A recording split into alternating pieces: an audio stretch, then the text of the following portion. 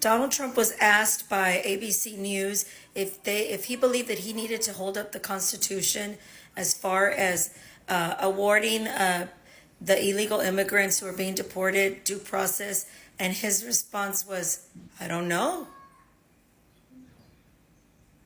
This is our president. This is the 47th president of the United States, and he doesn't know if he needs to hold up the Constitution. So if he doesn't believe that he needs to hold up the Constitution as far as that goes, then he doesn't believe in the Constitution, and he believes that he can do whatever the hell he wants.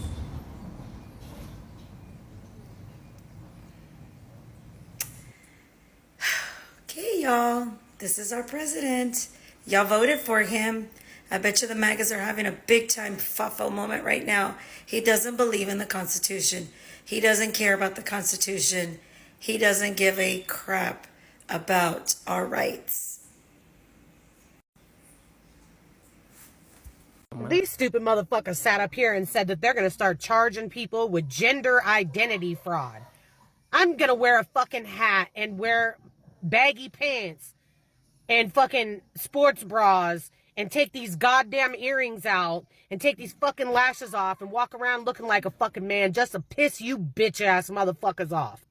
So what happens when the entire nation boycotts Israel? What happens when every city, every town, every state boycotts Israel? Are y'all gonna lock everybody up and charge them $1 million or put them in for 20 years? Here you are struggling to deport immigrants legally with due process. You sat here on TV talking about, what are we gonna do? Are we gonna give all of them court dates? Like, how the hell are we gonna do that? Well, what's gonna happen when you have 17,000 protesters protesting Israel?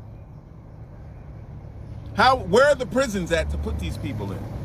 Aren't they overcrowded right now? So how are you going to lock up people for 20 years on tax dollars and then charge them $1 million? How do you expect this plan to work?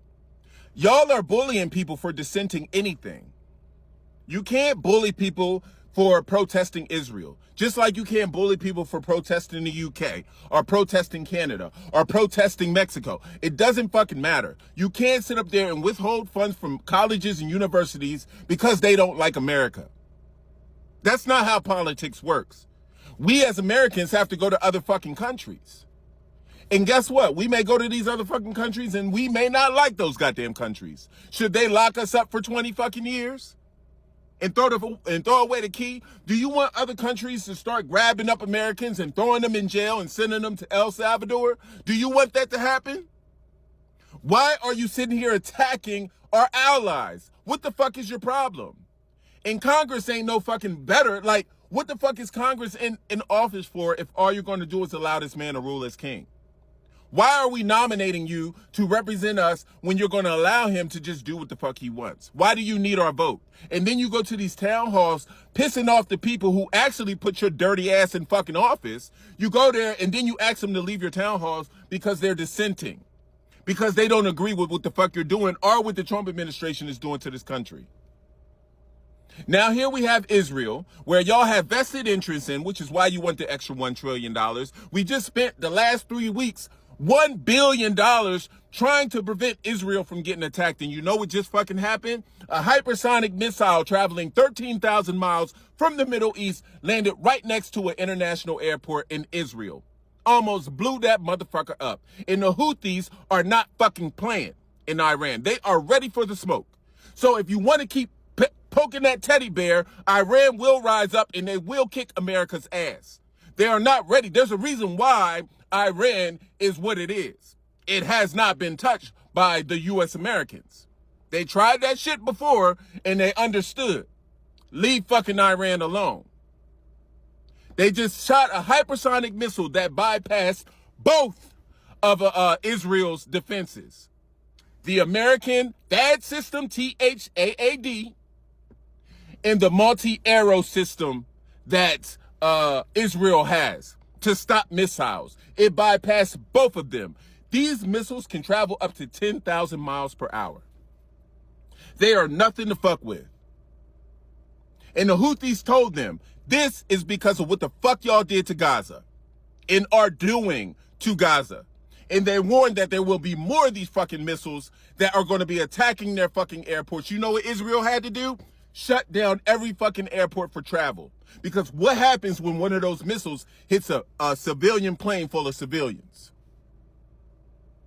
These people are not playing with us. The United States has gotten too comfortable in its military presence. First of all, you dismissed a lot of military people to fight in this fucking war. You dismissed a lot of knowledgeable motherfuckers who know how to strategically infiltrate and do the fucking job that the Army was so great for doing because of DEI. You dismantled the very structure of our Army. And now you're sitting here poking bears as if we got the strongest military when the shit is in complete shambles. You got Pete Hegseth in the Pentagon putting in the fucking Pentagon with our tax dollars.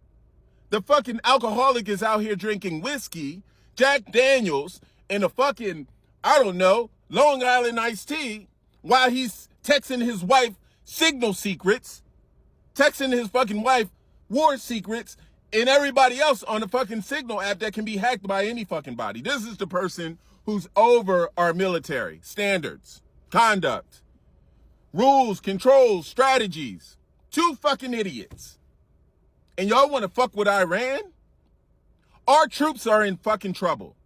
If you have a son, a daughter, a mother, this should alarm the fuck out of you. I don't give a fuck whether you're right or left. These people can lose their life because of what's going on right now. You may not have a mom next year. You may not have a brother next year. You may not have a son, a daughter, a cousin. You may not have them next year. Because what he's doing right now is causing a world war. And guess who they're looking at? The United States. Nobody's warring with anybody else. Everybody's looking at the United States, ready for us to bust the fucking move. You think people ain't standing by waiting for the U.S. to do some stupid shit? They are ready. And I'm sitting here like, how don't motherfuckers see this? How is Congress allowing this shit to happen? How is the Supreme Court, judges, anybody, not shutting this man down completely? How is law enforcement listening to these people that he put in power? How is the FBI listening to this man? How is the military listening to Pete Hegseth do unconstitutional fucking rules? Unconstitutional demands on our agencies that we pay our taxes for. Now you're talking about locking people up for 20 years in what fucking prisons? How are you going to fund it? And charging them $1 million? When you put people in prison, it comes out of our tax dollars. You done rose tariffs sky fucking high. Now you're talking about charging the movie industry. It's just you don't know what the fuck you're doing. And people are too fucking prideful to admit that they made a fucking mistake. And they should have voted for Kamala. It's as simple as that. But before y'all admit that y'all made a mistake, and before y'all say y'all should have voted for a black woman, y'all will continue to allow this man to destroy this fucking country, and for us to sit by and watch it fucking happen. And if we happen to say something about this wonderful country that we love, then we're sent to prison for 20 years. Or we're fined with $1 million. Or we're deported to El Salvador. What the fuck is this? Where the fuck are we living? Is this our country or not? If so, let us know so we can get the fuck out of this motherfucker. Because at this point, there's no purpose in staying here. What are you staying here for? Just for your chance to be fucking deported? For your fucking chance to be abused, to be thrown in prison? To be your money stolen from? To be banned from any other fucking country that's around the United States? What is our purpose for staying here at this point? Why pay taxes so that you can fucking torture us for 4 fucking years? Why do states enforce us to pay federal taxes when they know you're wasting our money? All of this shit doesn't make sense to me. Maybe somebody in the comments can make it make sense. Hallmark is raising all of their prices because of tariffs. That's not answering my question. I said, I understand that, but my question is, why are you raising all of the prices? To my understanding, the manufacturers here in the United States, so why are the American-made ornaments also raising in prices? And also, is there any ornaments made in China or outside the U.S.? Because per your employee, Everything, to our knowledge, is made here. So how are the tariffs affecting what's Okay, made I have to go to work, again? so I can't. Okay, I have to go to work, so I can't give a full-on response. But I'll say this because clearly we're on two different sides of the aisle. Okay, first of all, you're looking at it from the wrong approach, which is why you can't see the reality of what the effects of tariffs have. And you're also trying to find a way to not blame Trump. The reality is the questions that you're asking are very good. I've been working in retail for over 25 years, working with multiple brands. I've said this in my other videos. Every brand that I work for or have helped supported to get their product from concept to counter, you would know. Okay, that being said, one, the president of the United States should know how tariff works, and he should know what the halo effects are of tariffs. Your questions are totally legitimate from being a consumer level purchaser in the United States. Makes total sense. I get why you're asking these questions, but again, the president of the United States should have those answers and understand tariffs and the halo effects before issuing these tariffs. So yes, Donald Trump should take the blame. One, as a consumer, you're looking at it from the perspective of that single SKU in front of you. The brands are looking at it from their year over year revenue increase. For instance, they're looking at making X amount of percentage above the prior year. The goal of the business is to make more money for themselves, for the investors. There's a multitude of qualifiers that allow you to claim made in America, but in general, the fabrication of whatever you're producing may not be in-house. You might be using vendors to produce your product on your behalf, in which materials, metal, wood, plastics need to be imported. So all that could affect your cost. So those costs are most likely going to go up. Hallmark, I would suspect, I haven't done Hallmark, but I've done hardline apparel, cosmetics, all of which are in multiple channels of distribution, in which the brand has to invest in the fixtures and the printed collateral that supports the sales and the presentation of their products in all the major big box stores. So it could be Walmart, Target, Hallmark itself.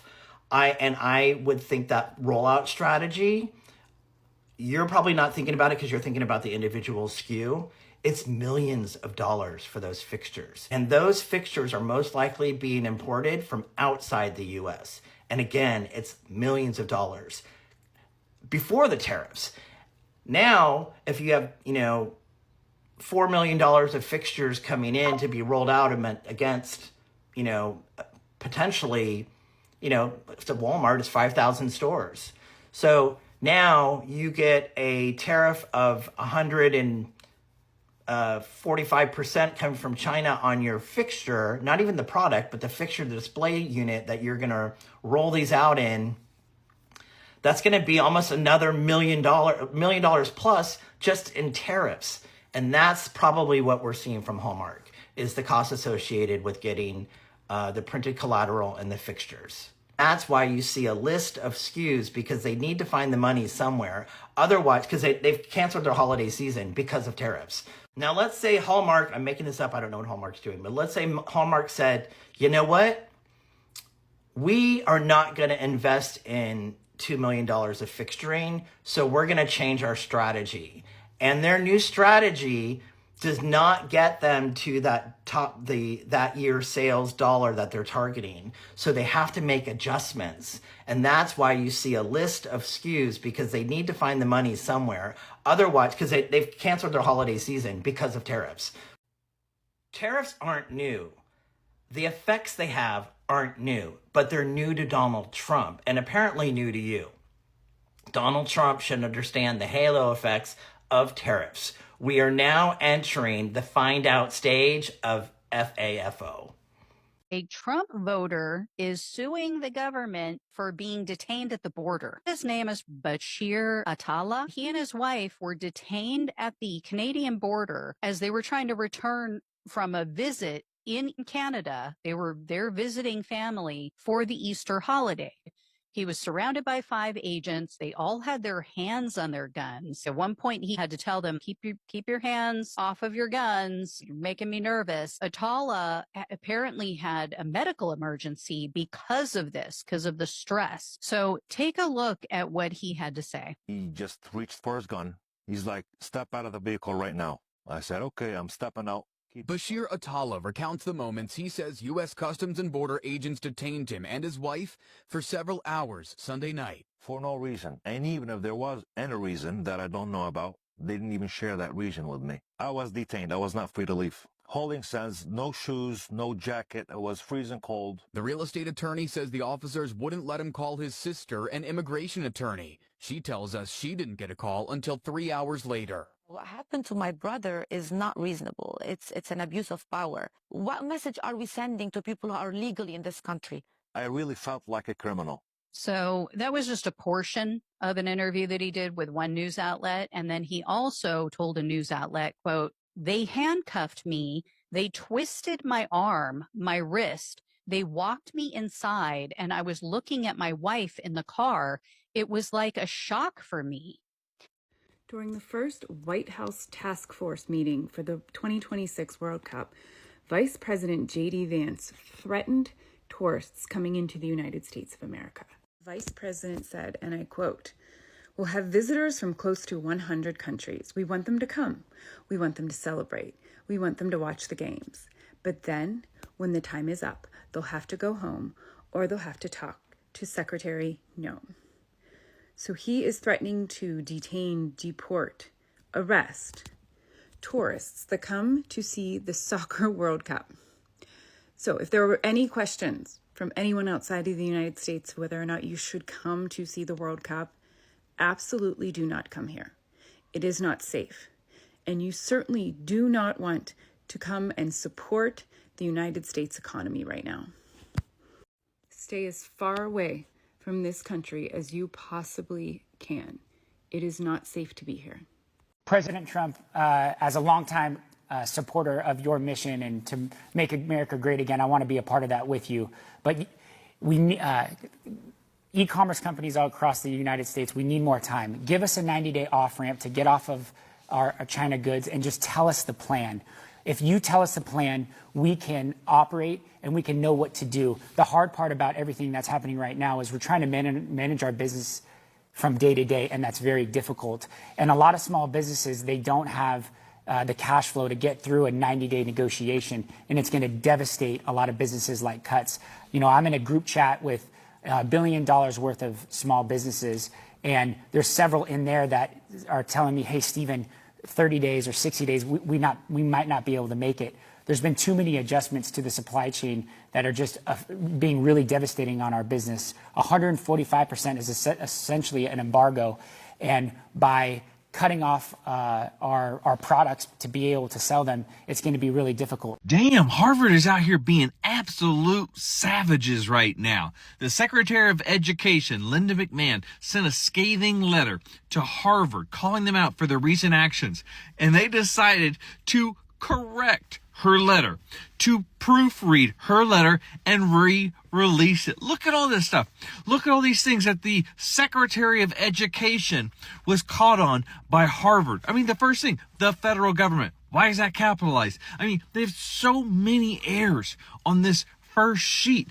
And Harvard just went to town calling her out, showing that you are supposed to be the highest level of the Department of Education, and you can't even write a fucking letter. And if that was bad, there's more. There's a whole nother page. Look at all this red. If I got this back as a student in college, I would be so embarrassed. Now, granted, didn't go to Harvard, so probably less rigorous grading scale, but still, damn, like, how many things did they catch her on? And I'm sure they were super, super nitpicky, but it's Harvard, man. They're going to be nitpicky. The Department of Education, the Secretary of Education, Linda McMahon, probably took too many steel chairs to the head in the WWE and can't write a letter. Now, this is just so classic. Somebody under Trump, woefully unprepared, woefully ignorant, and cannot do their job. And Harvard took her ass to task. So hats off to you, Harvard. I can't wait to see the next one she sends. A while ago, I did a video about how this computer guy who fixes my computer had no idea what a tariff was, and he thought it was something China would have to pay, Trump supporter. And I tried to explain to him what a tariff was, and he was quite baffled. And I was saying these tariffs are going to make computers much more expensive, and this guy has a computer business. And I could tell it sort of went over his head, probably because we haven't had tariffs on computers in a while, so this was a new concept for him. Well, fast forward a couple of months, and today I get an email from his office, encourage everyone to buy now. Because of tariffs, prices are going to go up. I thought, wow. You know, it took a couple months, but you finally figured out what a tariff is, and now it's impacting your business.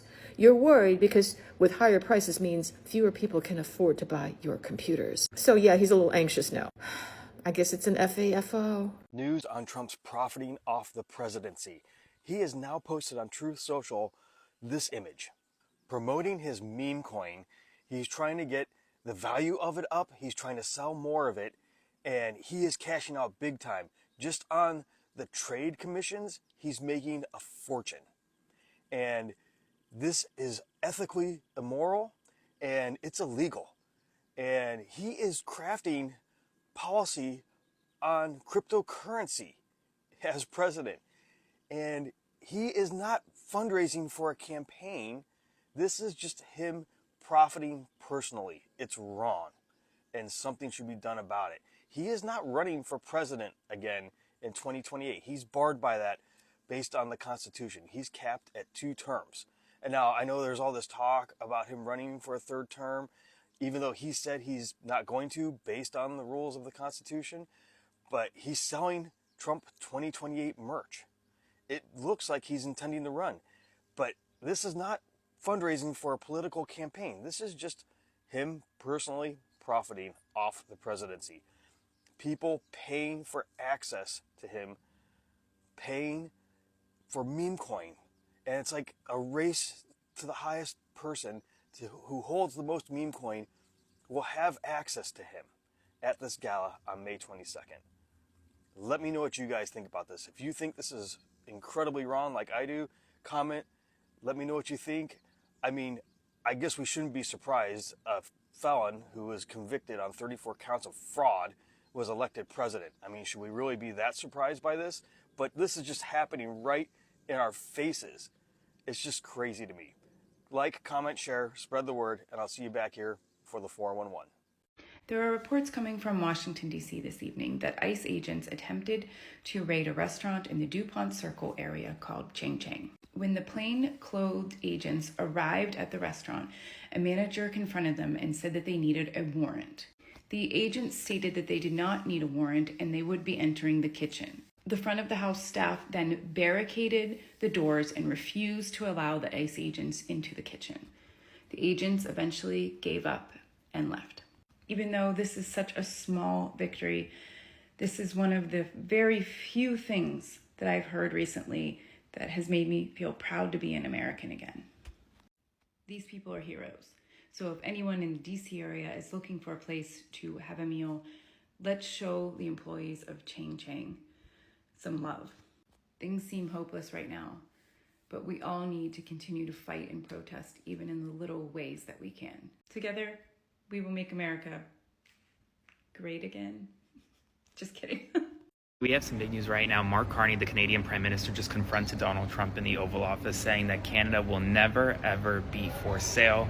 Canada will never be part of the United States of America. When asked about whether or not Canada would ever consider joining the United States of America, she ended up turning into a bit of a funny moment between the two world leaders, but Donald Trump responded essentially, never say never. But Carney then went on to say never, never, never, never, never.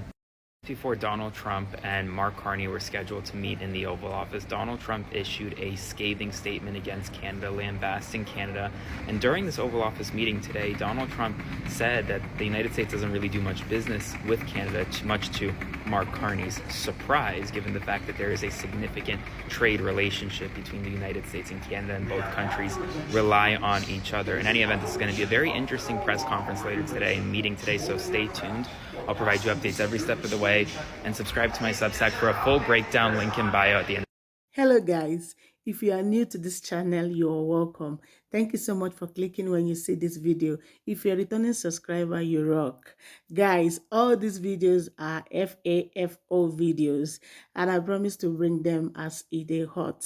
Yes, I promise to bring a lot of them. So if you haven't subscribed, please do it to subscribe. I'll see you on the next one. For now, bye.